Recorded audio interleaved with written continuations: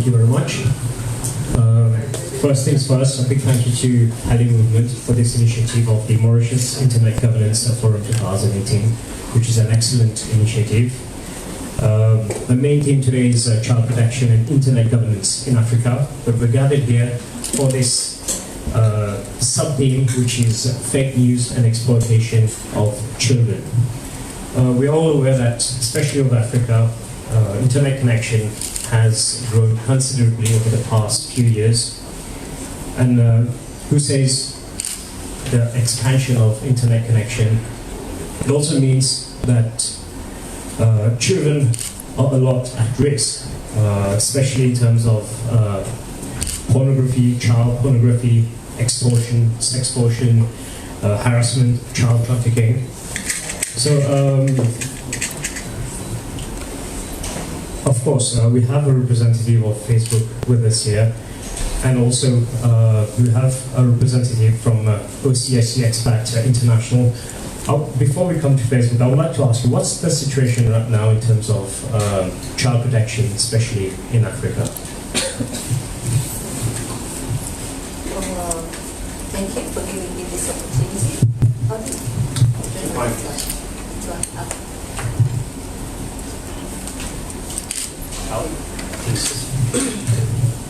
In regards to online child sexual exploitation, I would say in Africa, we're not really well prepared for this issue. First, there's a denial, I would say, when it comes to how internet has impacted children negatively. When it comes to the people that are supposed to protect children, the first line of protection, of course, is the parents, the teachers, the people that come around the children. And the studies that have been done have shown that parents, teachers are not aware of how children are using the internet.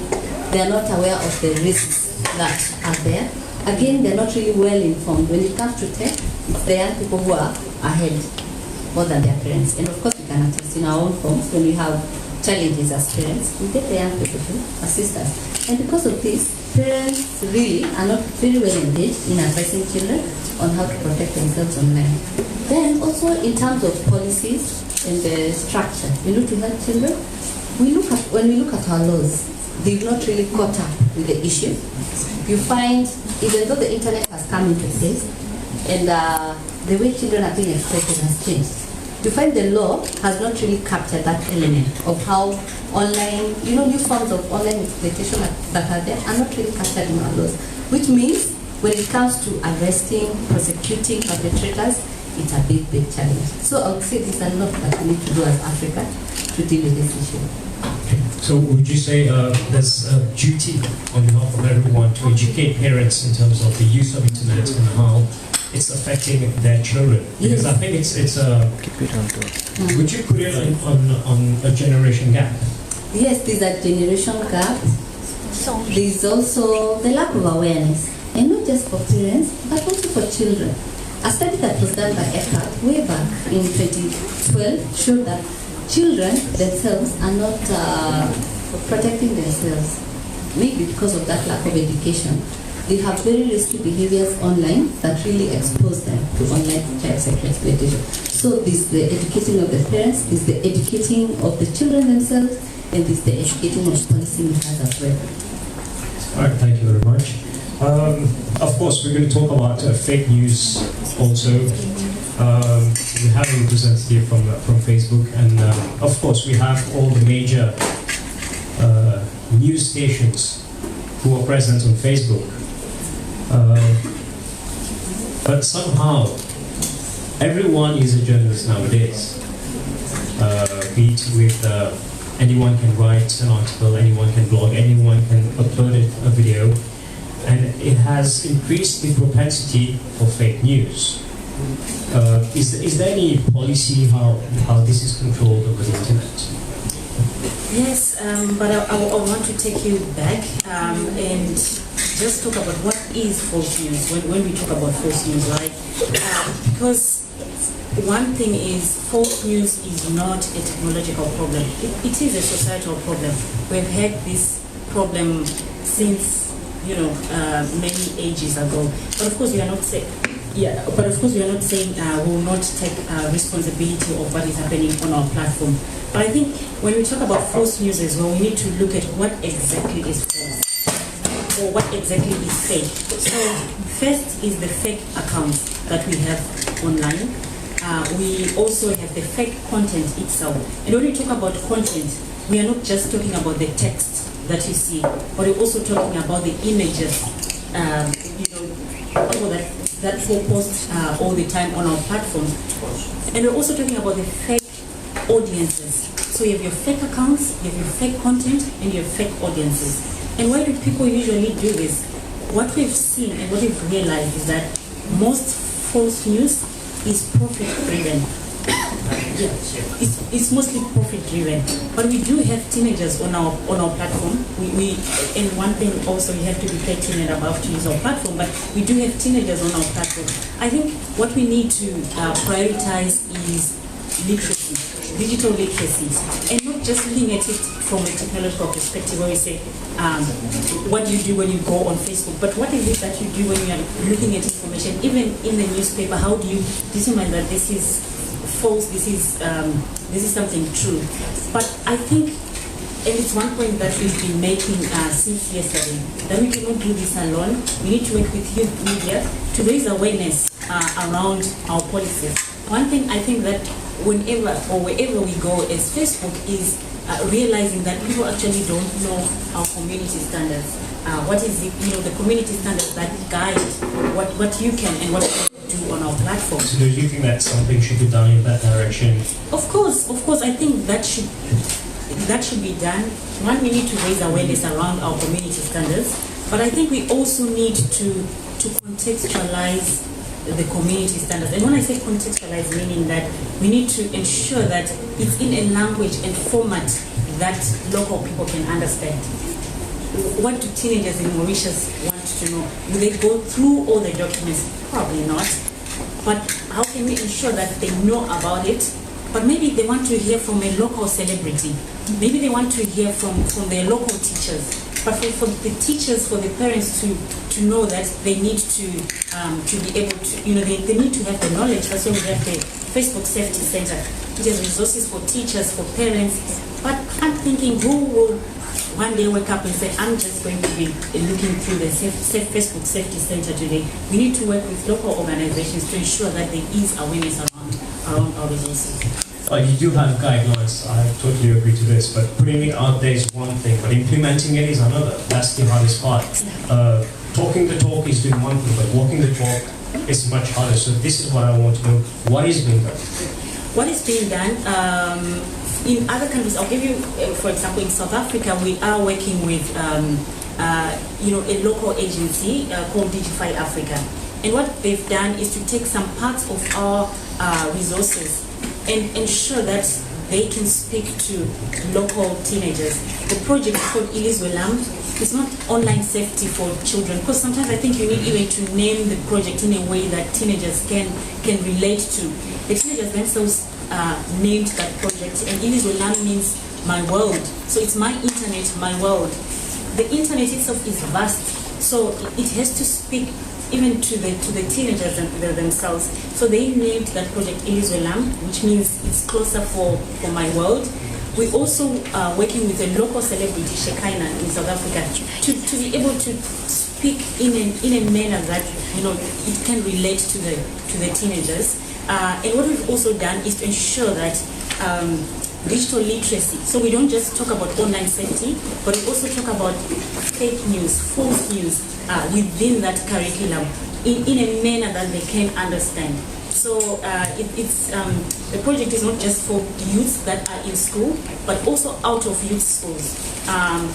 Because you find young people, some who are in school and some who are not in school, but the internet does not discriminate whether you're in school or not. So it's comprehensive. It's it includes a lot of stakeholders, not just teachers and school children, but also policymakers. So they too have a role to play, like the Prime Minister said.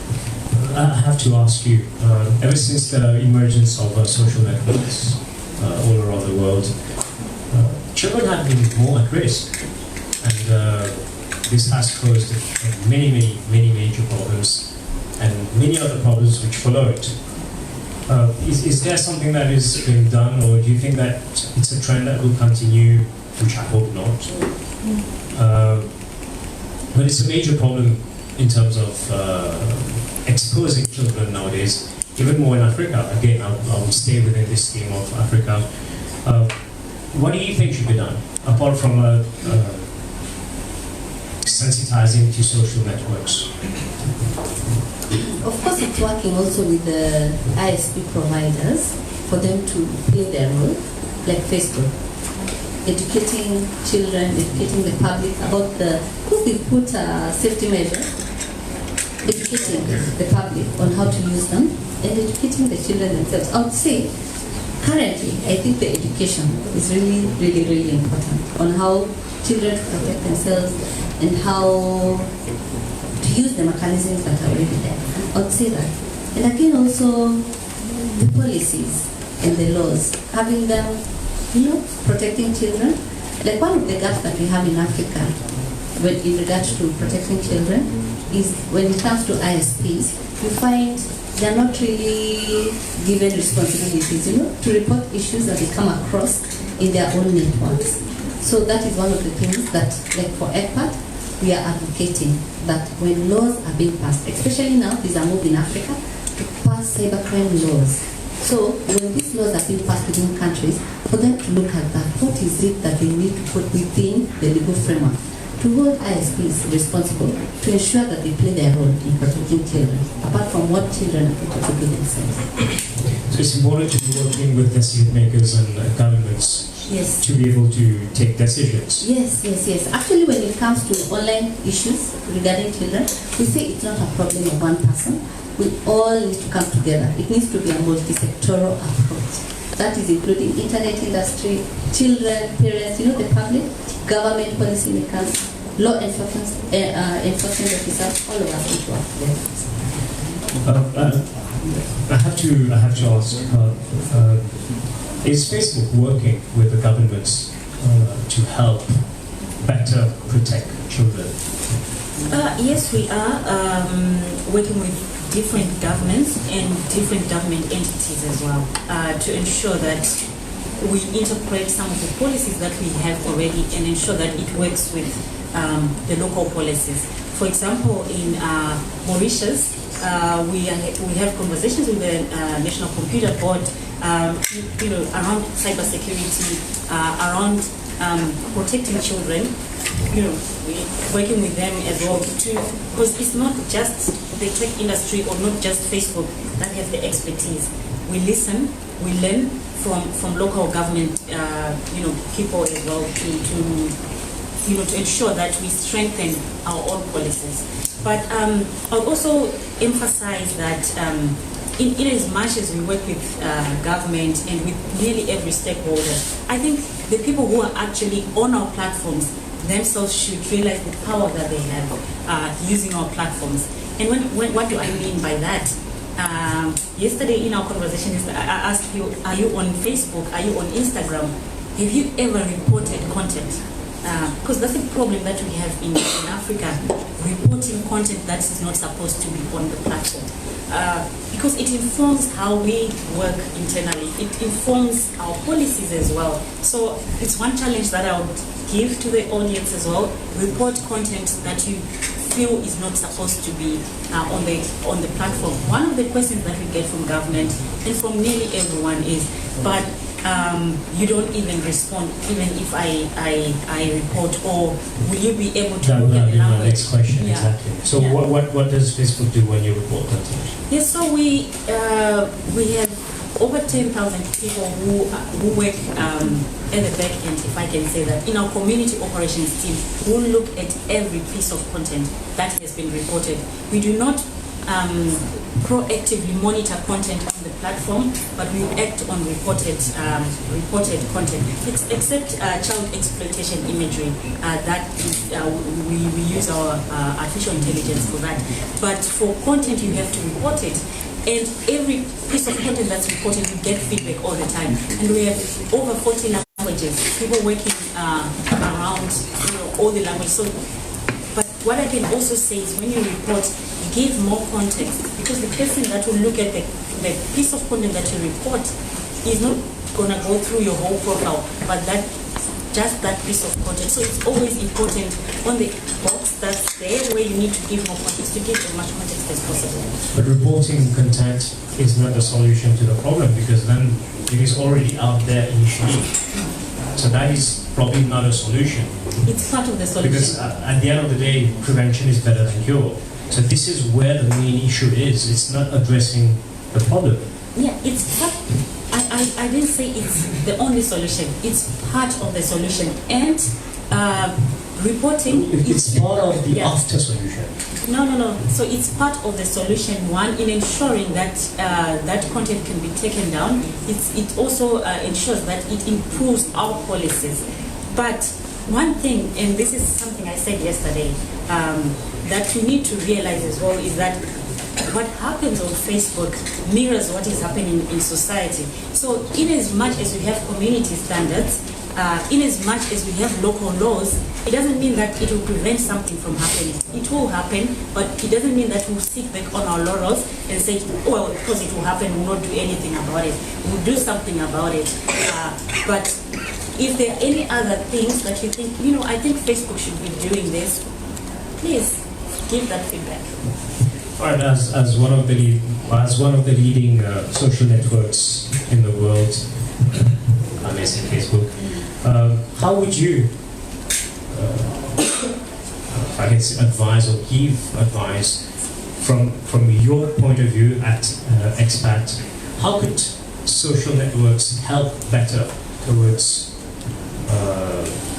preventing fake news is one, but also protecting our children?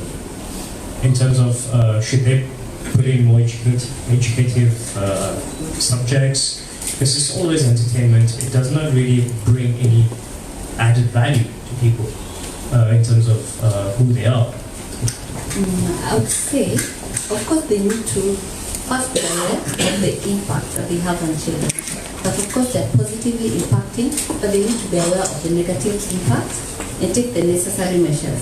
I think, I don't work for the internet industry, but sometimes when it comes to private sector, they focus a lot on the profits and less on the social responsibility. So I would say they take more social responsibility and do their role. I know the ITU developed some guidelines on how internet industry needs to behave, mobile subscribers. They need to refer to those guidelines and see what do they need to put in place in order to protect children and follow them. Not just focus on the profit margin, but also focus on the social good. Yeah, so they need to do that more. They need to educate, have more programs to educate children, to educate the community. And they need to also develop internet solutions, technology solutions that can also help deal with the problems that have come across to children because of what they're providing. I would say that. So you don't think that social networks are too easily accessible? There's a need for some homework to be done before. I would say they're easily accessible, but even as Facebook has been saying, for them, they say children can only join when they're 13 and above. Yeah, so there needs to be those measures. And if they feel they need to put more curtails, then they should. Are there many children who are under 13 on Facebook? I mean, how do you check-proof the age of children?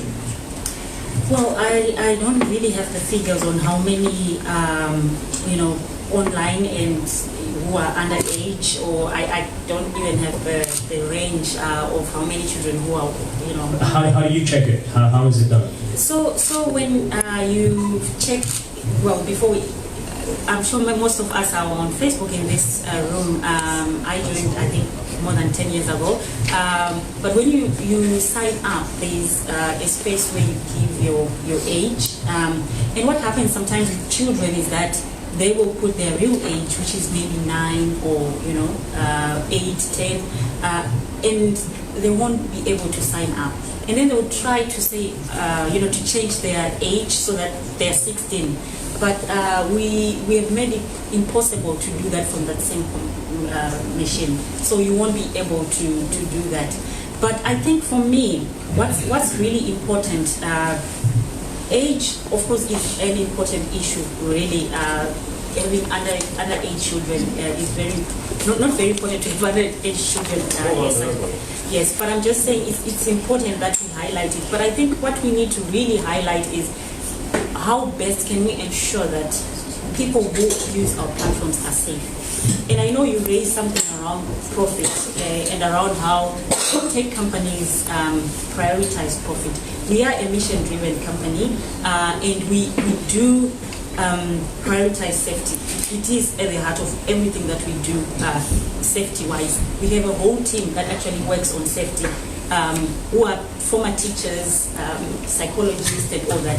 But one thing that I want to bring into this conversation is also mental wellness around online safety. Because I think when we talk about safety, sometimes we just focus on the, sextortion, some of the things that phishing, some of the things that the youth IGF brought yesterday. But also, I think we need to also focus around mental wellness, mental well-being of children who, I don't like to say children, but of teenagers who are using our platforms.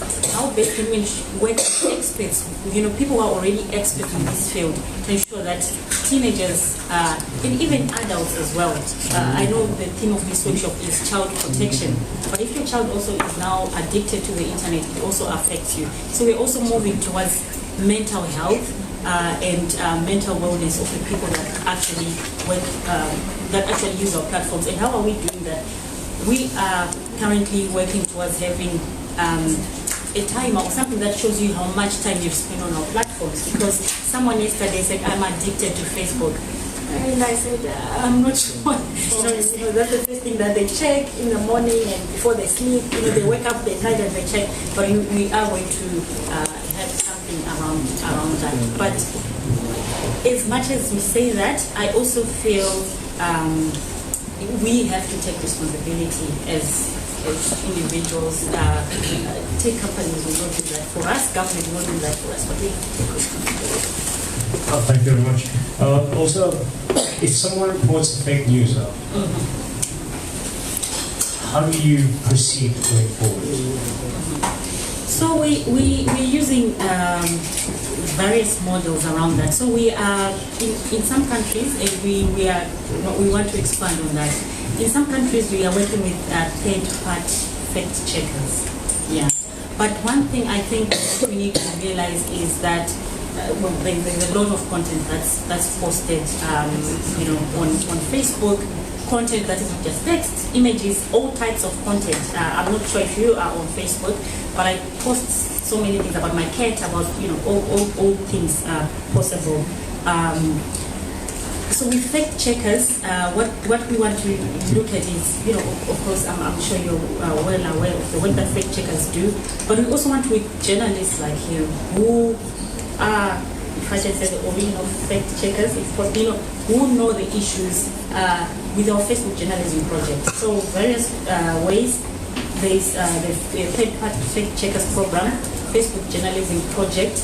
We're also working with academia to do research around this to ensure that we are better informed in how we approach it. So there are various ways.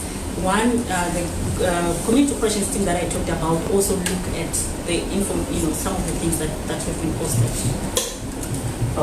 Thank you very much to both of you. Thank you for answering the questions. I would like to ask if anyone present here you have questions for our two speakers. Can I? Sure.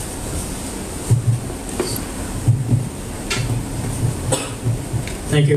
My name is Kalim, and I'm heading the Martian Computer Emergency Response Team. Because we have been talking about the fake news, and then Emily has said that they will be having a mechanism at the level of the Facebook through which the fake news, for example, that will be checked. But normally what happens, there are two components here. One is, for example, video. If there is any fake account, for example, that has to be reported to the Facebook, and the Facebook knows that this is a fake account. This is basically how it got closed at the level of the Facebook.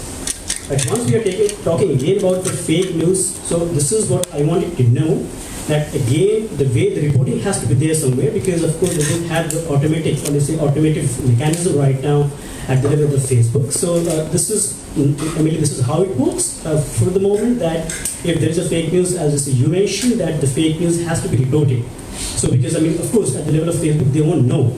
So within the country, there should be, of course, an authority which tells them that, look, well, this is the fake news, and then how fast this could be removed. I think this is the point here.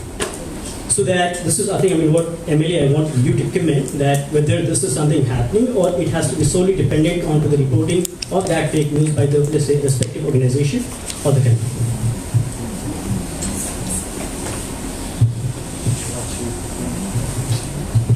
Yes, but to be honest, I didn't really get the question. Is it about the time in which we respond, or is it about the reporting itself, or asking whether there can be a local authority that looks at false news? You know, for example, I say this is a fake news. Facebook is posted onto the Facebook. If you want to get that, this fake news content removed. So it has to be reported by the organization, or let's say the country, if let's say it contains, or let's say it concerns, for example, this is the government, or do we have an automatic mechanism at the level of Facebook which you have that helps in order to detect that this is the fake news, this is what you have been mentioning? Oh yeah, so we're using different or several mechanisms to work around fake news. One, of course, is reporting. Secondly, is working with what we can say trusted organizations or channels that can report that, and as the national, you can report, to us as well. But we also use artificial intelligence, especially around things that are viral, right? But sometimes you get it wrong, and this is where you need more context within the people that are within a country, from the people that are within a country. Say what is going on. Roshan, can you tell us what is going on, what's happening? And that's a conversation. I think one of the, it might not be true in this room, but one of the things that we receive of feedback is, are there actual people behind Facebook who look at this, or is just robots? It's people who look at it, but also with the help of artificial intelligence in some cases. But some cases might miss it because it wasn't picked up. But yeah, several techniques for several things. In terms of the response rate, we try as much as possible to respond quick if we can. We try as much as possible. I'll just add on a quick question to what you asked. Is it possible for the IT department at Facebook to write algorithms to detect fake news? Is that possible in any way? Yeah, that's a very broad question. But I think with fake news, remember what I said about what is fake. So with fake accounts, we are using artificial intelligence that to take down some of the fake accounts, and we've been successful in some aspects of that. We have fake content, we have fake audiences. So there are different aspects of what is fake, right? So yes, there are instances where we are using artificial intelligence to take down, especially fake accounts. But also, if you know that this is a fake account, if someone asked me, say, there's this huge group, and we think the person is behind it is, like it's a fake account or it's a fake name, then you need to report that. But of course, we are using several techniques to work around fake news. Another question. I'll give it to you. Emily, one more thing, like in terms of the content, let's say the example of Mauritius.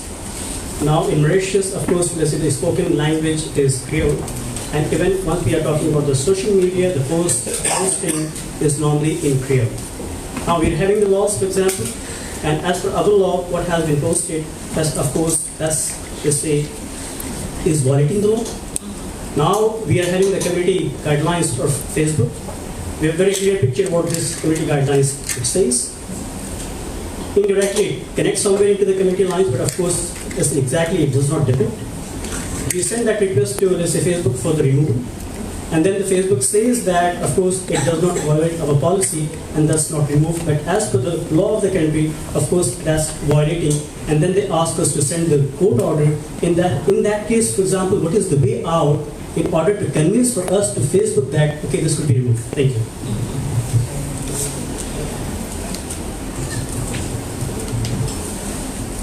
Okay, so I'm sure most of us are aware of the community guidelines, that we have on Facebook, and sometimes, as you say, content that is posted does not violate community standards, but they violate the country's the domestic law. And then you have that post, maybe if it is still up. One thing I think that I'll say is that we as a company, we always err on the side of freedom of expression, but we do have a law enforcement agency, and when you think there's a need to involve law enforcement officials, there is a whole process that you need to follow to ensure that that happens. But if it's not violating our community standards, then most of the time you see it up. And I'm not sure, as countries in Africa, we want a tech company to hold the power to tell us what is right, what is wrong, and we need to put this down. But I think it's a conversation that needs to be expanded and that we can look at. But I also want to say, because I still have the microphone, that I think the issues around false news, child online protection, go beyond Facebook. Yeah, and what I'm the only representative of a tech company, yeah, I think we need to think of online safety just going beyond Facebook and looking at other platforms. And as every company, we are also working with other industry players to ensure that we have a coordinated approach, but not just looking at us. Do you have any other questions? Good morning. My name is Beatrice. I would like to know, when you talk about Africa, are you talking some part of Africa or all Africa? All of Africa. And what's your experience in all Africa? Sorry? What is your experience in all Africa? Experience related to Africa, to Facebook. I'm to be honest. No, you said you were talking about Africa. Yeah. I said, what is the experience? Are you talking about South Africa, East Africa, West Africa, North Africa? No, so I'm in the Africa Public Policy team, and our team looks at Sub-Saharan Africa. And Sub-Saharan Africa for us is 48 countries. That's our remit. I look at the SADC region, including Mauritius, and 15 countries in the SADC region. And when you're saying experience, I'm not sure, are you talking about our experience as a team, or I'm not getting it? No, because now I have experience about, I'm looking at about 14 countries of Western Africa. I'm the ambassador. And let me tell you that only in West Africa, 70 to 90% people have no access to Facebook. Why we take all about Africa? How can we say about all Africa?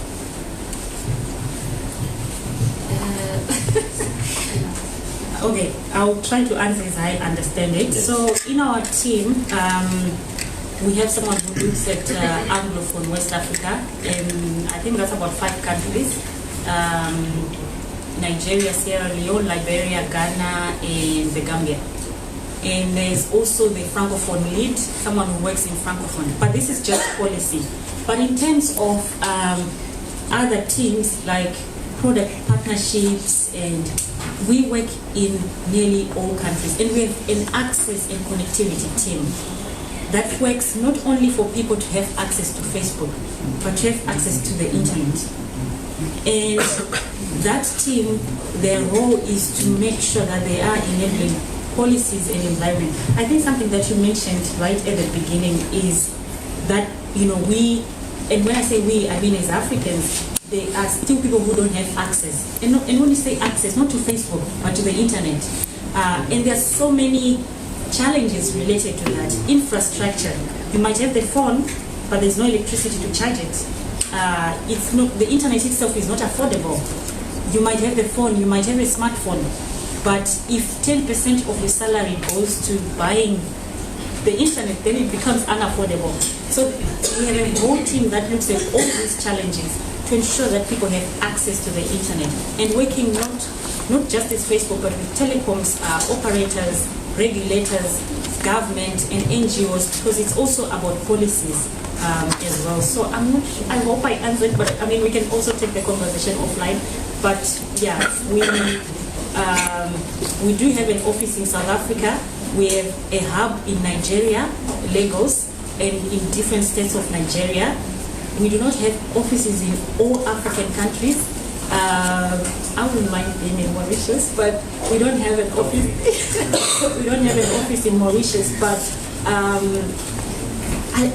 I still believe we don't have to be physically present. We still have to have conversations, and that's the most important thing. But I'm not sure I answered. But do you know that you talk about internet?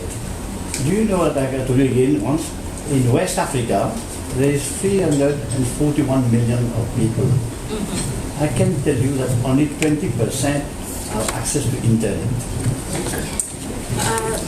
No, so I think as journalists I can answer that. I think there's a major issue of connectivity in Africa because there are no IPPs. So recently in Mauritius there was the Energy Africa Forum, where they're working to supply electricity for the whole of the continent.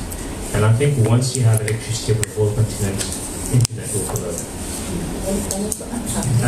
Please. Actually, this is a website that shows about internet connectivity in Africa, and this is the International Telecommunications Union.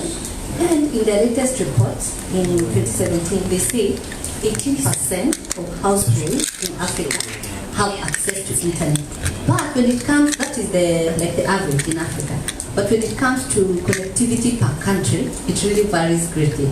You'll find a country like Kenya having 85% access, whereas a country like Eritrea has only 1.4%. So there are those differences within countries. But the problems for those that have internet access within the countries are the same. also Africa is very diverse.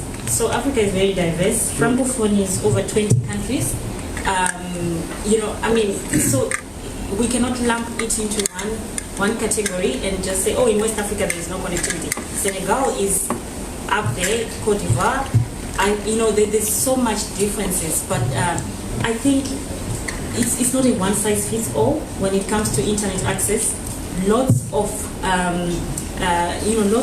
opportunities and conversations, and also learning from some of the institutions that are in Mauritius around cybersecurity, and also talking to people like Alan and his organization Afronet on ensuring how that internet connectivity can be expanded into other regions of the country. Yeah. All right, we have come to the end of this session, but we have a last question. I'm just answering. This is the last question. No question. It's just addition to something which is relevant to this discussion of internet access.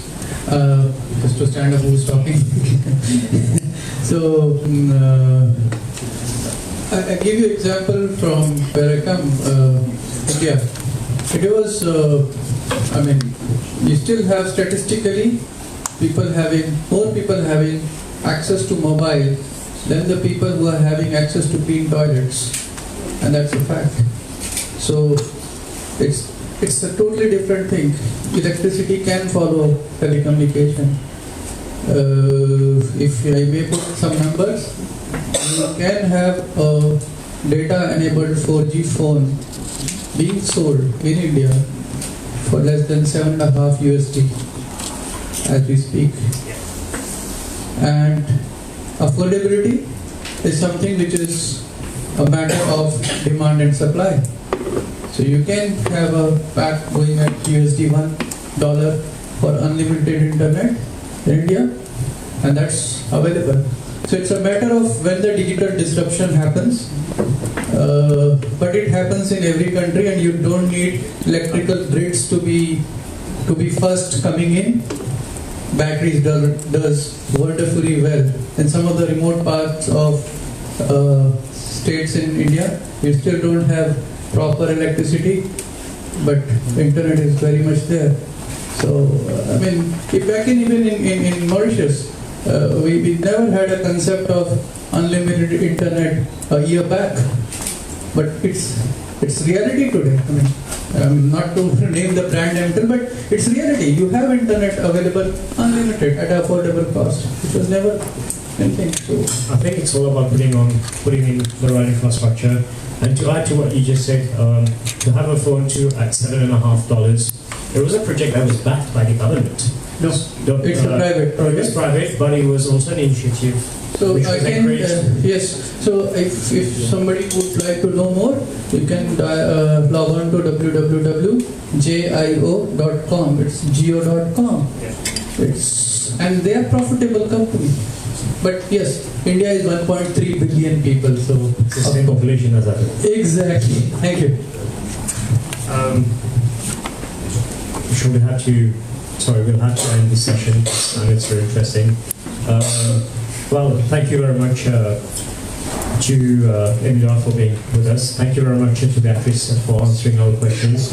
I hope it has been interesting to everyone present here. And we'll move on to the next theme today. Thank you very much.